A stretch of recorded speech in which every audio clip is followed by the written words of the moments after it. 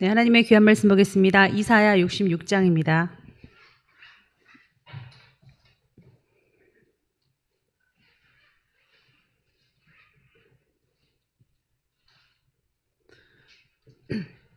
이사야 66장 4절의 말씀을 함께 봉독하시겠습니다.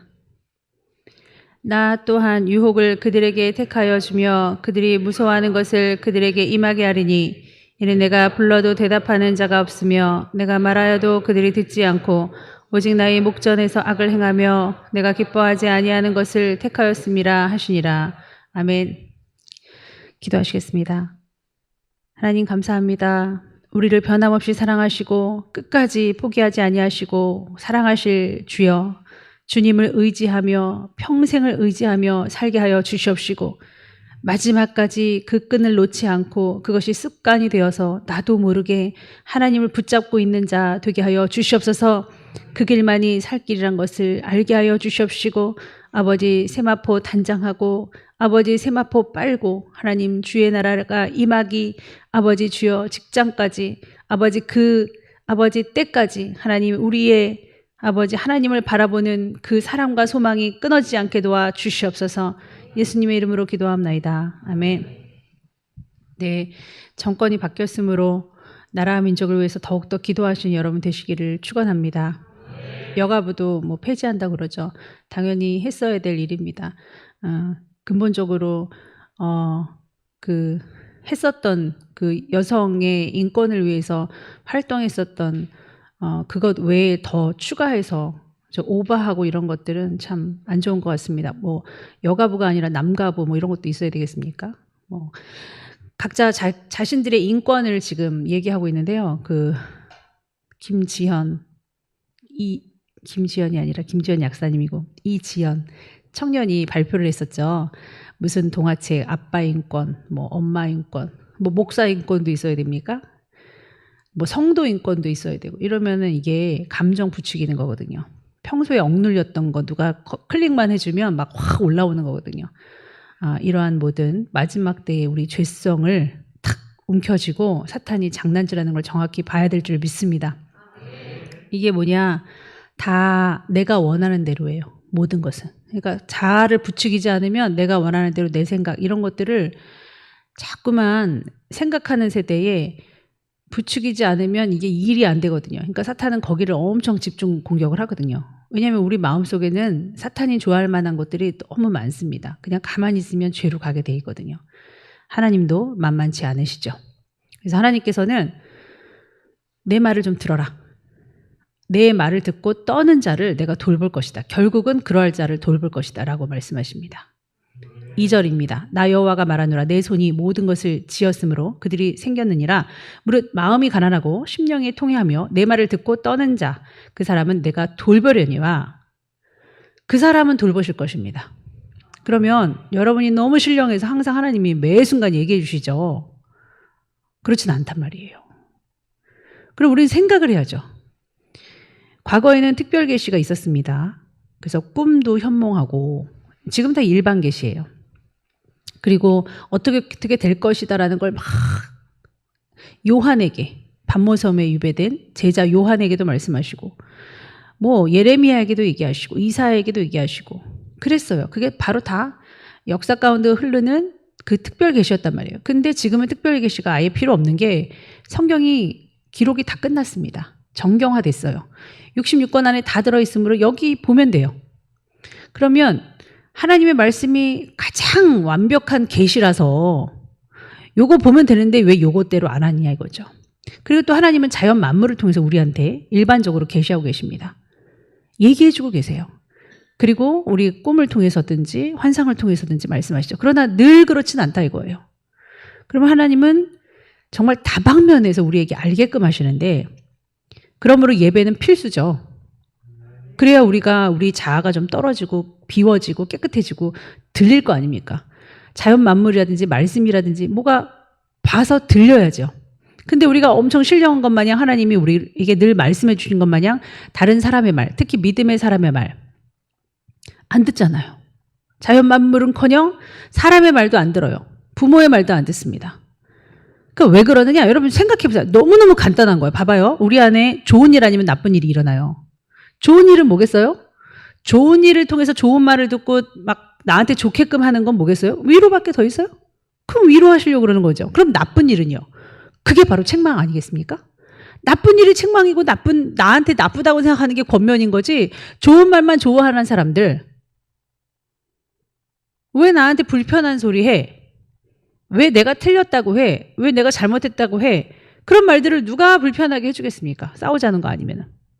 정말 사랑으로 하는 사람들의 얘기는 하나님의 음성이었다라는 거예요.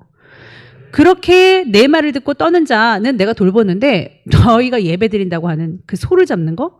그거 살인하는 거 아니냐? 그래요. 구약시대입니다. 소 하면은 최고죠? 하나님께 소 잡아드리는데 왜 하나님이 말이 많어? 근데 너 그 살인하는 것밖에 나는 안 보인다. 이렇게 말씀하시는 분이에요. 예배라고 해서 다 끝나는 게 아니에요. 어떻게 드리느냐, 어떻게 나를 죽이느냐가 문제예요. 왜냐? 내 말을 듣고 떠는 사람, 그 사람을 좋아하는 거지 결국은 자기의 길을 택하는 사람, 그러니까 자기 고집대로 하는 사람, 내 생각대로 하는 사람은 넌 소를 잡는 거 살인하는 것처럼 보인다. 어린 양? 개 목을 확 꺾는 거하고 똑같잖아. 어린 양을 잡아 죽이는 게. 그런 것도 그런 식으로 표현하신다니까요. 예물? 돼지 피 주는 거 아니냐?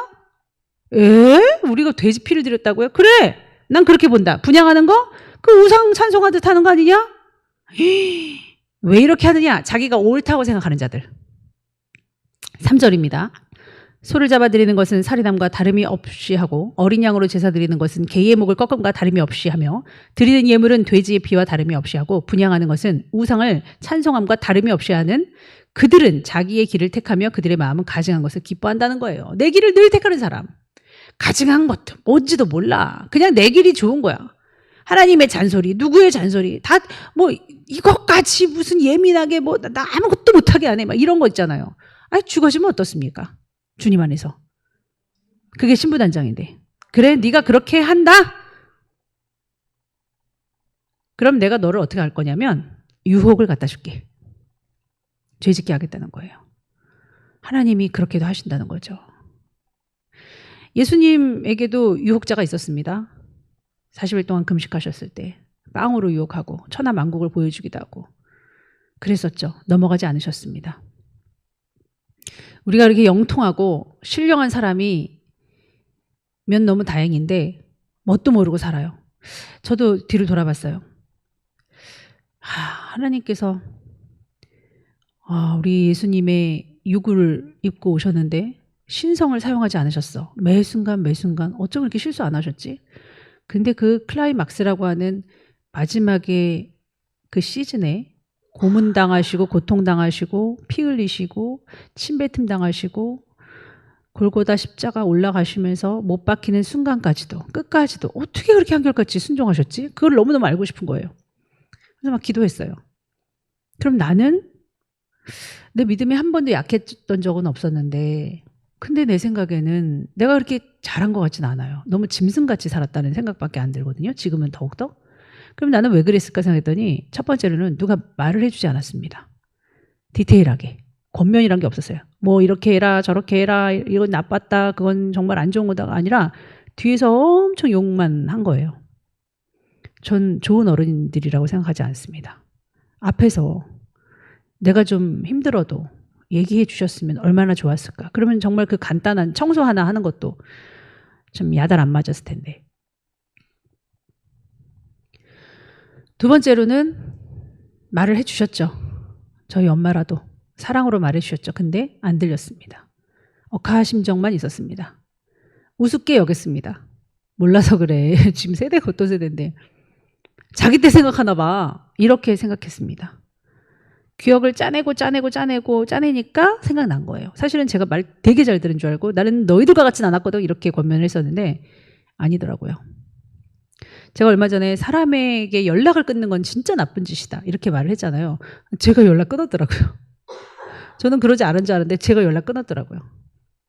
신학교에서 막 제가 과대가 될 뻔했는데 제가 절대 안 하겠다고 그랬거든요. 아우 피곤하게 제가 왜 그걸 해요. 몸 부기화 영화를 어쩌고. 그 다른 사람한테 제가 이름하고 부과되었는데 그래봤자 뭐 몇 명 되지 않는데 신학생들이 학생이 많은 학교에 가서도 그랬었거든요.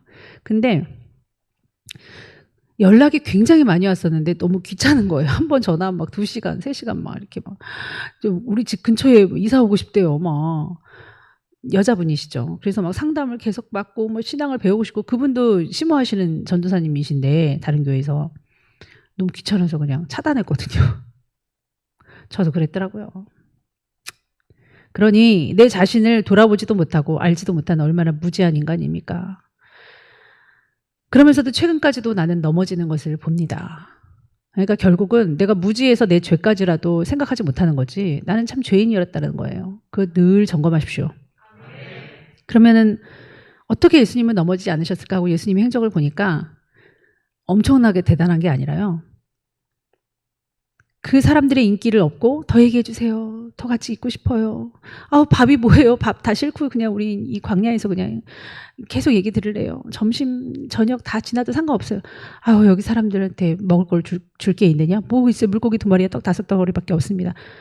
그거라도 갖고 알아서 5,000명 먹이셨잖아요. 그만큼 계속되는 그 예배에 그 스타의 그 자리에서 잠시 사람들을 부르고 기도하러 가셨습니다.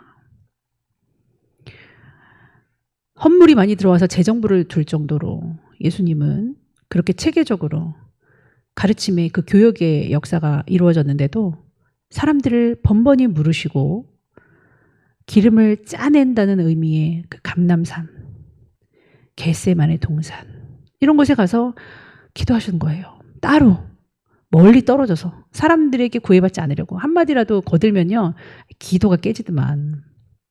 저도 가만히 보면요 기도하려고 하면은 이 영아 엄마 기도할 거니까 말 시키지 마. 아, 네. 엄마 근데 대답하다 보면 이제 30분 금방 흘러요. 세상에. 2시간에서 한 30분을 빼면 1시간 반밖에 안 남는 건데 30분 금방 흘렀네. 이제 진짜 말 걸지 마. 근데 예영아 이건 어떻게 된 거니? 그럼 저도 이렇게 엄마 나도 기도하고 있었어. 그러다 보면 뭐가 안 돼. 차라리 산에 가는 게 낫겠어요. 산에 가는 게. 근데 성전이 코앞이에요. 얼마나 멀다고. 그 성전만 오면 되는 걸. 지금도 30분 딱 기도하려 치면 너무 가슴이 아픈 거야. 이렇게 오면 될 거를. 그러면 서로 구별해가지고 음악 틀어놓고 서로 터치 안 하고 기도하잖아요. 어떤 사람은 서서 하고 어떤 사람은 앉아서 하고. 아니 이게 안 되냐고. 예수님은 엉덩이가 무거우신 분이 아니셨어요. 기도하려 치면 확 일어나셔서 가시는 거예요. 한적한 곳을 항상 찾으셨습니다. 얼마나 멋있어요. 그래서 이기셨던 것 같아요. 그래서 말 한마디도 죄짓지 않고 우리는 정말 복음으로 살고 말씀으로 살아낼 줄 믿습니다. 신앙이 연약한 부모들에게 어떻게 접근을 해야 될지 그냥 일상적인 대화도 안 되는 거예요. 우리 청년들이. 특히 남자들은. 제가 그렇게 말을 했습니다. 이때야 말로 하나님을 시인할 때다. 너희가 사람들 앞에 나를 시인하지 않으면 나도 천사들 앞에서 너희를 부끄러워서 시인하지 않을 거다. 그러니까 너 아빠한테 가서 이번에 이렇게 깊은 대화를 해. 내가 전에는 너무 부끄럽고 몰라서 그냥 피하기만 했는데 사실 아버지 교회 다니다 보니까 하나님의 마음도 알게 되고 아버지를 위해서 기도도 했었는데 또 약간 격하고 강하신 모습 보니까 제가 또 멀어져요. 그래서 이러면 안 되겠다 해서 다시 말을 터봅니다. 죄송해요 아버지 하면서 좀 말을 터봐라. 어차피 궁극적인 목적은 그분에게 있어서 복음을 증거해야 되잖아요. 그러니까 슬슬 다가서는 것이 어떠냐 하더니 흔쾌히 제 말을 들어주더라고요. 자, 우리는 이제 복음으로 달려가야 될 것이고 우리의 삶을 거룩한 삶으로 집중해야 될 것입니다. 때가 그때예요. 자, 보세요. 이스라엘을 보겠습니다. 66장 8절. 이러한 일은 들은 자가 누구이며 이러한 일을 본 자가 누구이냐. 나라가 어찌 하루에 생기겠으며 민족이 어찌 한순간에 태어나겠느냐. 그러나 시온은 진통하는 즉시 그 아들을 순산하였도다. 여러분, 우리가 그렇게 소를 잡고 뭐 예물을 드리고 분향하고 가증하게 자기의 길을 택하게 하면 4절의 말씀처럼 유혹을 그들에게 주고 그들이 무서워하는 것을 임하게 할 것이다. 왜냐? 내가 기뻐하지 않은 것을 택했기 때문에 니네한테 그렇게 할 것이다. 이렇게 재앙을 내리신다고 했는데 어찌됐든 시간이 지나고 때가 지나니까 하나님께서 뜻을 이루시는데 그게 바로 6절입니다. 어떻게 나라가 한 번에 확 생길 수가 있냐? 진통하면서 아기가 쑥 나와요? 진통하면 좀 시간이 필요하죠. 근데 이스라엘은 하루아침에 딱 나라가 세워졌어요. 왜냐하면 주일날에는 전투를 못 하잖아요. 주일날에는 그냥 당해야 돼요. 그러니까 진격은 못하고 그냥 방어만 할 수밖에 없거든요. 그래서 주일날에 많이 졌어요, 이스라엘이. 그러니까 막 6.1 전쟁 막 이런 식으로 해가지고, 여러분, 로마가 어떤 나라입니까? 로마는 굉장히 잔인하고 엄청나게 강한 제국이에요.